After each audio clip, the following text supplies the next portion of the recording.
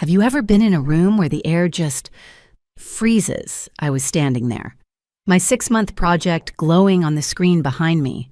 It was a solid plan, the kind built on late nights and hard data. Then my new boss, Mark, leaned back in his leather chair and smiled. It wasn't a kind smile. "Sarah," he said, his voice dripping with condescension, "we don't have time for a science project. Take your stupid opinion elsewhere." That feeling of public dismissal, the heat rising in your cheeks, it's a universal language, isn't it? So if you're watching this right now, maybe in your car, maybe on your lunch break, just tell me one thing.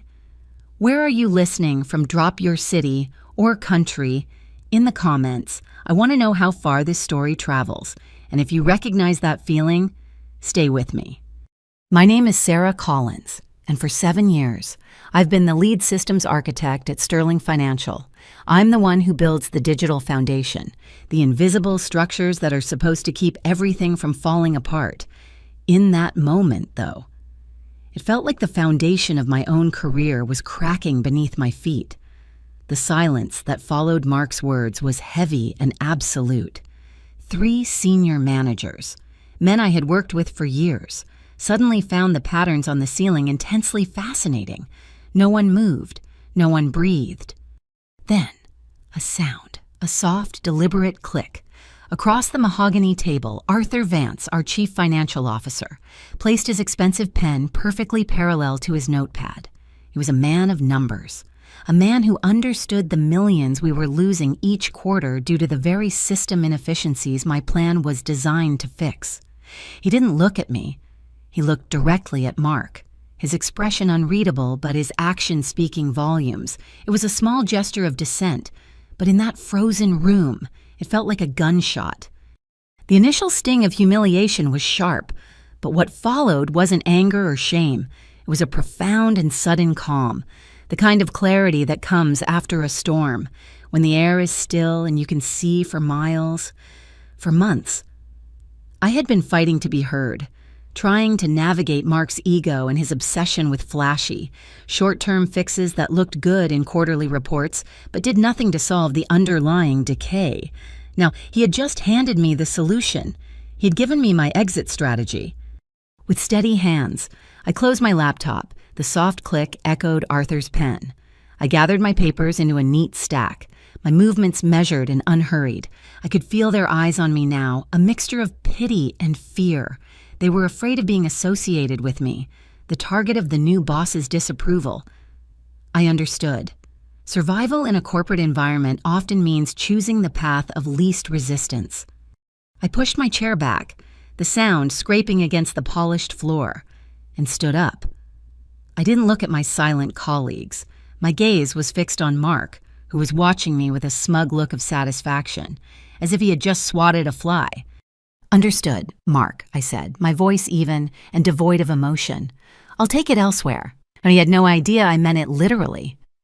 As I walked out of that conference room, I knew the 7 years I had invested in that company had just ended.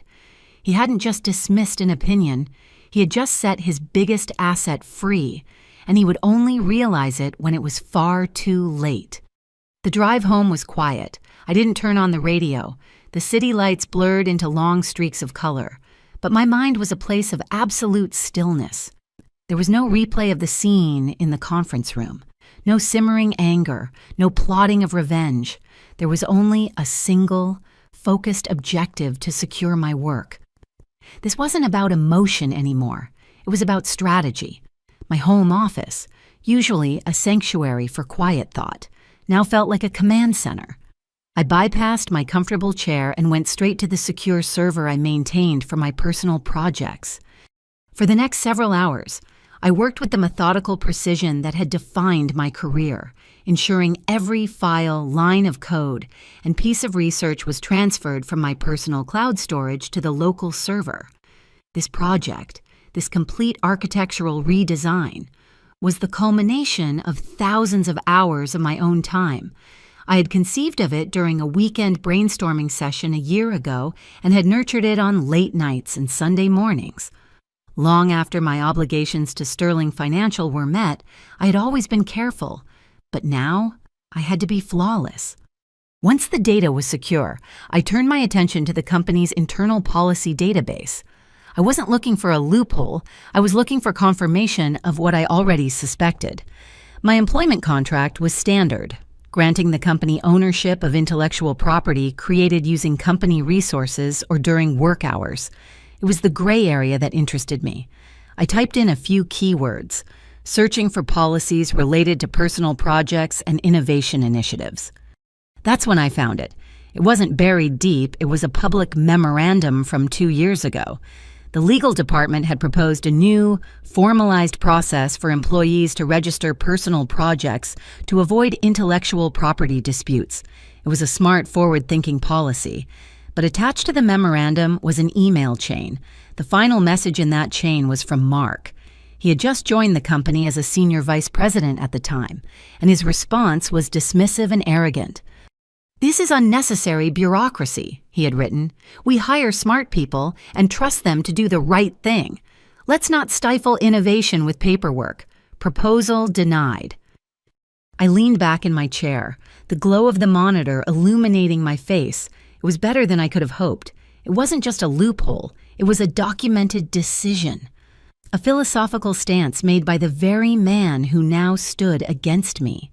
He had, in his own words, created the exact conditions that made my project unequivocally mine. He had built the cage and then handed me the key. I felt a tension I didn't even realize I was holding release from my shoulders. I saved a copy of the entire document package as a secure file.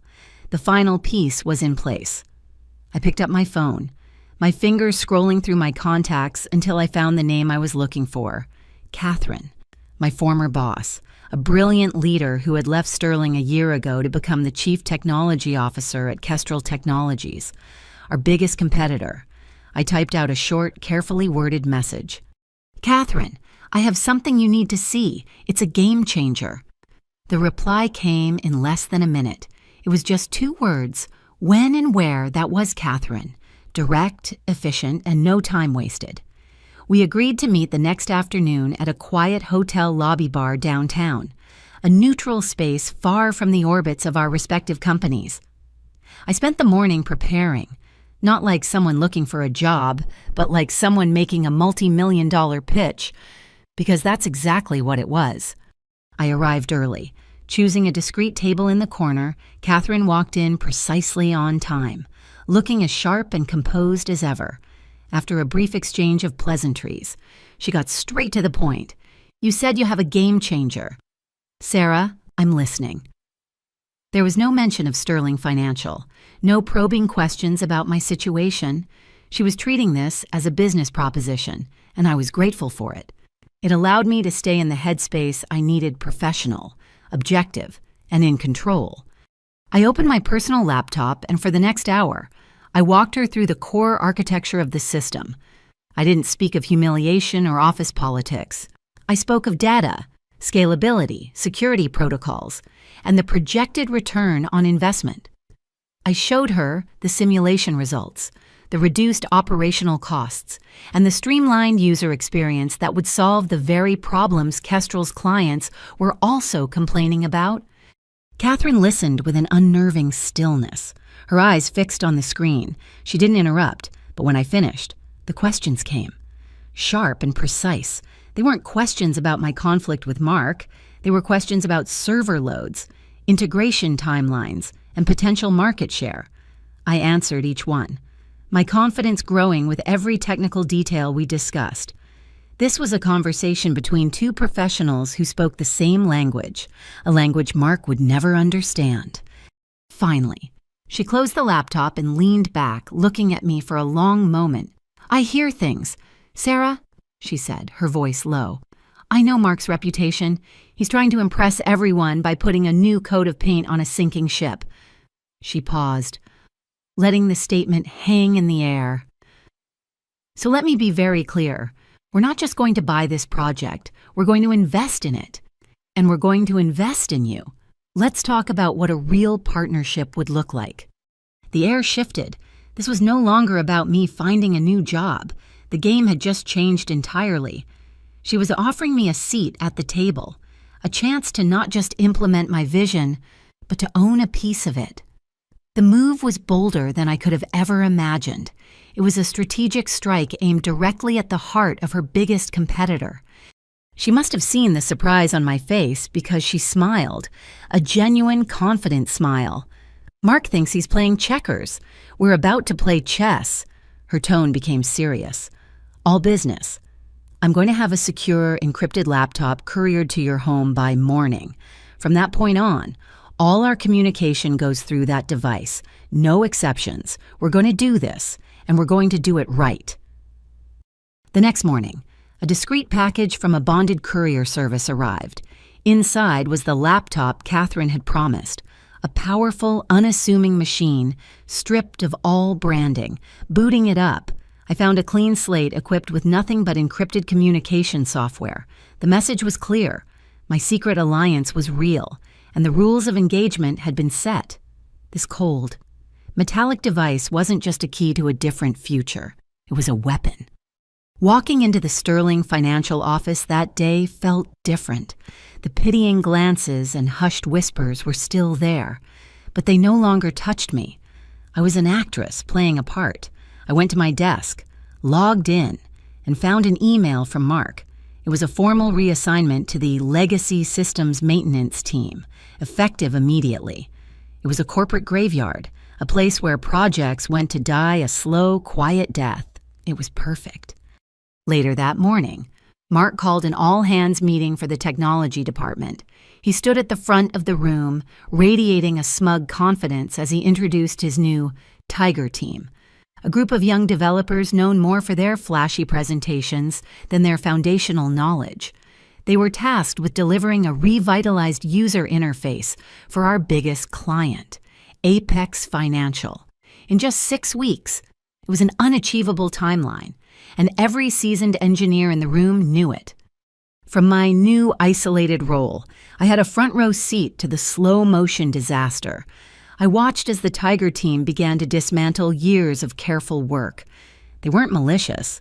They were simply out of their depth, following Mark's directive to prioritize speed over stability. They built their beautiful new interface on top of the old, crumbling foundation, ignoring the deep-seated problems I had spent months trying to solve. To meet their deadline, they started taking shortcuts, disabling core security protocols and creating backdoors that made the system faster for a demo, but catastrophically unstable in reality. I documented everything I saw, not on the company network, but in a private log on my new secure laptop. I said nothing. I did my mundane maintenance tasks, became invisible, and watched. The first sign of real trouble came from David, the head of engineering. He was a good man whose professional pride was being eroded daily. He stopped me one evening in the near-empty parking garage. "Sarah," he said, his voice low, "they're in trouble. The test environment is a mess. We're seeing data corruption, phantom trades, things that should be impossible. They're writing scripts to hide it." He looked over his shoulder, his anxiety palpable. "This isn't just bad code. This is reckless." I listened, my expression neutral, as he continued. "I can't just stand by. I feel responsible for what this team is doing to a system you and I helped build." He then reached into his jacket pocket and pulled out a small, unlabeled USB drive. He pressed it into my hand. "This is a snapshot of the system logs, completely clean, taken an hour ago, before any adjustments are made." His eyes met mine, and I saw the resolve there. Mark just requested the highest level of administrative access to the production logs. He's not trying to fix the problem. Sarah, he's planning to erase the evidence. The USB drive in my pocket felt less like a piece of technology and more like a burden of proof. I took it home, copied its pristine, unedited contents to my secure laptop, and then physically destroyed the drive. It was a dangerous gift, a profound act of professional integrity from David, and I intended to honor his sacrifice by using the information wisely. For the rest of the week, I continued my charade, fixing minor bugs in forgotten corners of the system while the main event, the demo for Apex Financial, loomed closer. The day of the demo arrived with a tense, electric energy in the office. Mark was a whirlwind of nervous activity, barking orders and pacing the hallways. The Tiger team looked pale and exhausted. I, on the other hand, felt a strange sense of detachment, like watching a play where I already knew the tragic ending. I wasn't invited to the presentation. Of course, my exile to the legacy team made that clear. I sat at my desk, watching the clock, and waited. The meeting was scheduled for 2 hours. After 90 minutes, the doors to the main conference room burst open, not with a triumphant exit, but with a palpable sense of failure. Mark's face was ashen, a mask of barely controlled panic. He stormed past my desk without a glance, his Tiger team trailing behind him like scolded children. A few moments later, the delegation from Apex Financial emerged. Their expressions were not angry, they were worse. They were calm, disappointed, and utterly unimpressed. Leading them was their chief executive officer, John Carter, a man with a reputation for being as sharp as he was demanding. The full story began to trickle out through hushed conversations and panicked instant messages. The demo had been a complete catastrophe. The revitalized interface was painfully slow, and when it did load, it displayed incorrect portfolio data. The final straw, apparently, was when a transaction from one client's account allegedly appeared in another's, a cardinal sin in the financial world. Mark had tried to blame it on network latency and server caching issues, but John Carter had cut him off. And then came the moment that changed everything. According to David, who was in the room, John Carter had silenced Mark's frantic excuses with a single, quiet question. He had looked around the room, his gaze sweeping over the young, panicked faces of the Tiger team, and then asked, "The foundational redesign that Sarah Collins proposed a few months ago, the one that was supposed to fix these core issues, what happened to it?" The room had gone dead silent. Mark, for the first time, was left speechless. It was a masterfully executed blow. Carter hadn't just seen a failed product. He had seen through the internal politics and identified the root of the problem. He knew they had a better solution and had actively chosen not to pursue it. The trust wasn't just broken, it was vaporized. I sat at my desk, processing the information. The log files on my laptop were a powerful weapon, but Carter's question was something else entirely. It was validation from the one person who mattered most, a client. It proved my work had value, and that its absence was now keenly felt. As I was contemplating this, my personal phone buzzed. It was an email, sent to my private address. The sender was John Carter's executive assistant. The subject line was simple and direct: follow-up strategic partnership discussion. The email from John Carter's office was the opening move. I forwarded it to Catherine on the secure laptop with a single line: "The client has made contact." Her reply was instantaneous: "Excellent, stand by." The next morning, the atmosphere at Sterling Financial was toxic. The air was thick with fear and blame. Mark was in full damage control mode, and that meant he needed a target, a single person to pin the catastrophe on. I knew, with absolute certainty, that person was me. An urgent meeting was called for that afternoon. The subject was Project Apex Postmortem and Path Forward. It was a classic corporate witch hunt disguised as a strategy session. I walked into the conference room and took a seat at the back, embracing my role as the invisible outcast. Mark stood at the head of the table, his face a tight mask of false confidence. He began by acknowledging the unfortunate technical glitches of the previous day's demo, then quickly pivoted. "As we've dug into the root cause," he began, his voice laced with manufactured gravity, "it's become clear that our development team was hampered by significant foundational issues. They were forced to build on a legacy system that was poorly documented, unnecessarily complex, and fundamentally unstable." He let that sink in, his eyes scanning the room. He didn't have to say my name. Everyone knew who had built that system. But he did anyway. The architectural decisions made by Miss Collins years ago created a cascade of problems that no amount of innovation from our Tiger team could overcome. So when he went on, weaving a narrative of my incompetence, my supposed lack of foresight, and my failure to properly prepare the system for future growth. It was a masterful performance of blame shifting, designed to absolve himself and his chosen team of any responsibility. He was sacrificing my reputation to save his own. The room was silent, the tension thick enough to cut with a knife. People stared at their notepads, at the table, anywhere but at me or at Mark. And then, a chair scraped against the floor. David, the head of engineering, stood up. He had submitted his resignation that morning, a fact only he and Human Resources knew. He had nothing left to lose. "That's not accurate, Mark," David said. His voice wasn't loud, but it was so steady that it commanded the room's entire attention. Every head snapped up. "Sarah's documentation is meticulous, and the core system is stable. The problems during the demo were not caused by her architecture. They were caused by the decision to ignore her warnings and to disable core security protocols to rush a presentation." Mark was stunned into silence, his mouth slightly agape. David wasn't finished. He looked around the room, making eye contact with his fellow engineers. "If you want a real audit, a real post-mortem, you should start by comparing the system logs from before and after the demo. I'm sure they'll be illuminating." He then looked directly at Mark. A final, defiant stare. "I'm done here." With that, he turned, walked out of the conference room, and didn't look back. The illusion of control was shattered. David's public act of defiance had punctured Mark's narrative completely. The Tiger Team members looked at the floor, their faces burning with shame. The other managers exchanged uneasy glances. Mark's authority had evaporated in an instant. He tried to regain control, stammering something about insubordination. But the meeting was over. It just took a few more minutes for everyone to realize it.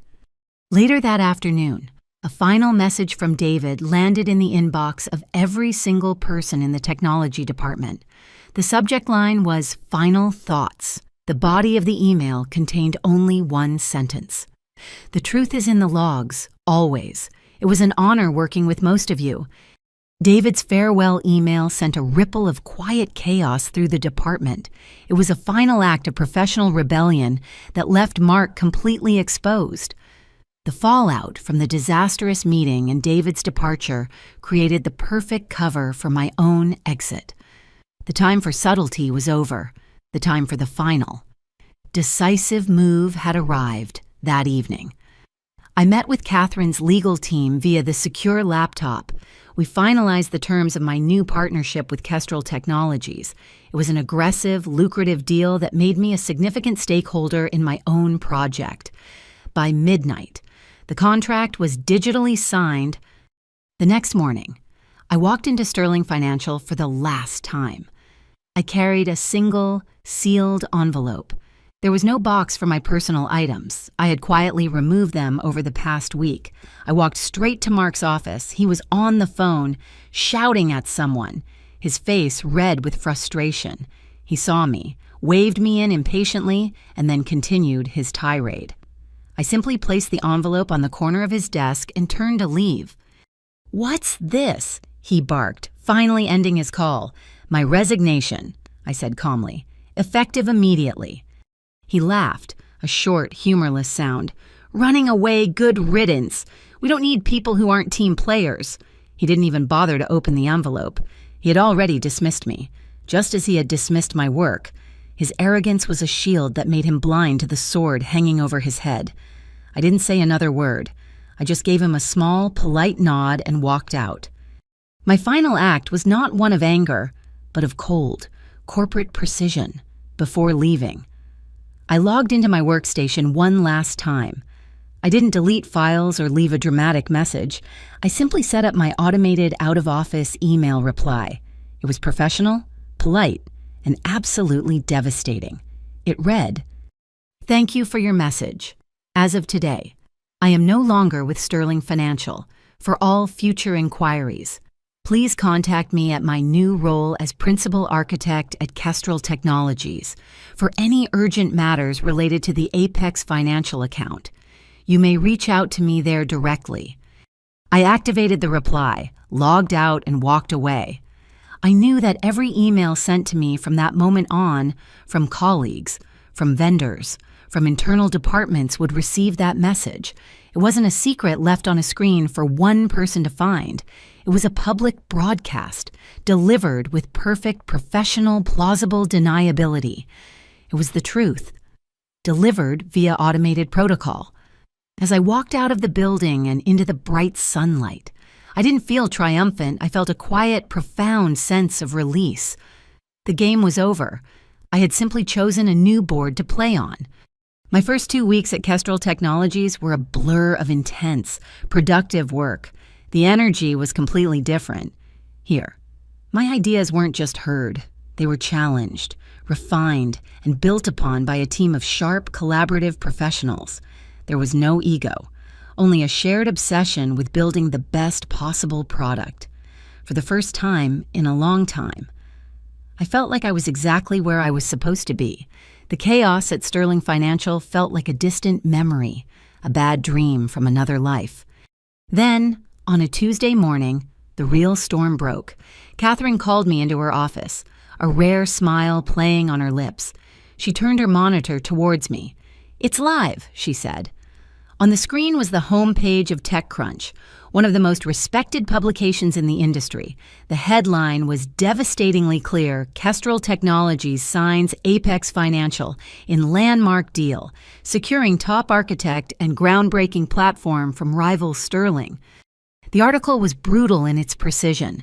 It detailed the long-standing relationship between Sterling and Apex, the recent technical failures, and the subsequent swift move by Apex to a new provider. It quoted John Carter extensively, who praised Kestrel's forward-thinking approach and the visionary new architecture they were implementing.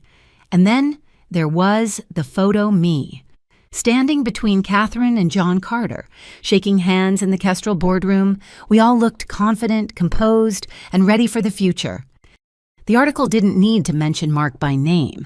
It simply laid out the facts, and the facts painted a picture of catastrophic mismanagement at Sterling Financial. They hadn't just lost a client, they had fumbled away their most valuable asset, a solution to their biggest problem, and handed it directly to their primary competitor. My out-of-office email had been a quiet declaration of independence. This article was a public correction of the record.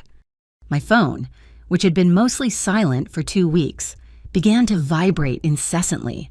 It was a flood of messages from my former colleagues at Sterling. The first few were simple congratulations, but then the tone shifted. "It's absolute chaos here."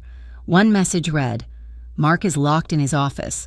No one knows what's happening." Another one followed a minute later. "Did you see the internal memo all-hands meeting with the board of directors tomorrow morning?" Then came the messages that confirmed the exodus had begun. I just submitted my 2 weeks' notice. "Any openings at Kestrel?" That was from a senior engineer, one of the best. Another message from a project manager I respected. "My resume is updated. Can we talk?" The dam had broken. The talent that Mark had taken for granted, the people who had been silenced by fear, were now running for the exits. They weren't just leaving a failing company, they were trying to join a winning team. I sat there, watching the messages pour in, a cascade of digital desperation. I felt a complex mix of emotions, satisfaction certainly, but also a strange sadness for the company I had once loved. Mark's arrogance hadn't just cost him a client, it had triggered the systematic dismantling of the very teams that made the company run. This wasn't a fire he had started. It was a structure he had allowed to collapse from within. The board meeting at Sterling Financial took place the next morning. I wasn't there, of course. I was at Kestrel, leading a brainstorming session for the first phase of the Apex integration. But I received a full report later that day. The source was an unexpected phone call from Arthur Vance, Sterling's chief financial officer, the same man whose silent gesture with a pen had been the first sign of dissent in that fateful meeting weeks ago. "Sarah," he began, his voice tired but resolute, "I felt you deserved to hear what happened directly from me." He proceeded to describe the scene. Mark had walked into the boardroom armed with a litany of excuses. He blamed the disastrous demo on David's insubordinate team. He blamed the TechCrunch article on unethical journalism and corporate espionage from Kestrel. He blamed the mass exodus of employees on a volatile job market. He blamed everyone and everything except himself. The board, Arthur said, listened in stony silence. When Mark had finally exhausted his list of scapegoats, the chairman simply slid a folder across the table. It contained 3 things: the TechCrunch article, a list of the 17 resignations that had been submitted in the last 24 hours, and a printout of the email chain where Mark had personally denied the proposal to formalize intellectual property rights. That last document, Arthur told me, was the data point that made Mark's position indefensible. It was irrefutable proof that his own arrogance had created the very situation he was now blaming on others. The board's decision was unanimous and immediate. Mark was terminated. There would be no golden parachute, no quiet transition. He was to be escorted from the building by security. His brief, destructive reign was over. The company would release a statement announcing that he was pursuing other opportunities. The classic corporate eulogy for a spectacular failure. Then, Arthur's tone shifted. "The board has asked me to step in as interim chief executive officer," he said. "My first priority is to stop the bleeding, to stabilize the company and rebuild the trust that has been shattered." He paused, and I knew what was coming next. "Sarah, I know there is a great deal of history here, but I have to ask, what would it take for you to come back? We will give you anything you want, your own division, complete creative control, a compensation package that will make you one of the highest paid executives in the company. We need you." The offer hung in the air between us. It was everything I'd ever wanted, a validation of my work on a scale I had never imagined. It was a chance to go back, not as an employee, but as a savior, for a fleeting moment. The thought of returning to the place where I had been so thoroughly dismissed, but this time as its rescuer, was tempting. Terribly, dangerously tempting. I let the silence sit on the line for a moment, giving Arthur's offer the weight it deserved. The temptation was real, a pull towards the familiar, a chance to rewrite the ending of my own story at Sterling. But clarity, once found, is a hard thing to lose. Going back would mean fixing what was broken. Moving forward meant building what was next. "Arthur," I said finally, my voice calm and steady, "I'm genuinely grateful for the offer, and I have no doubt you will right the ship, but my future is at Kestrel. We're building something special here." It was a polite, professional refusal. There was no need for anything more. Some bridges are meant to be crossed, others are meant to be left behind. 6 months later, I was standing in my new office at Kestrel, looking out over the city. I was now a partner and the vice president of technology strategy. Our implementation of the new system for Apex Financial had been flawless, and it was already attracting other major clients. We had hired David to lead our system security, and several other talented engineers from Sterling had followed, drawn to a culture that valued expertise over ego. We were thriving. One evening, I was leaving a late meeting when I saw a familiar figure standing near the elevators. It was Mark. He looked smaller somehow, stripped of the expensive suit and the aura of authority he used to wear like armor. He saw me, and for a moment, I saw a flicker of the old arrogance, quickly replaced by a look of weary resignation. He approached me hesitantly. "Sarah," he said, his voice quiet, I was wrong." I looked at him, not with anger or pity, but with a simple, detached curiosity. The man who had caused so much chaos, who had dismissed my work and tried to ruin my reputation, was now just a man who had made a bad decision and lost everything because of it. "No, Mark," I replied, the words coming easily. "Truthfully, you were right. You told me to take my opinion elsewhere. So I did." I gave him a slight nod, a final, quiet acknowledgement. It was the best advice I ever received. I turned and walked away, leaving him standing there in the polished lobby. He hadn't just taught me a lesson about corporate politics. He had taught me that your value isn't determined by the room you're in, but by the work you do. And sometimes, the best way to prove that is to simply find a new room.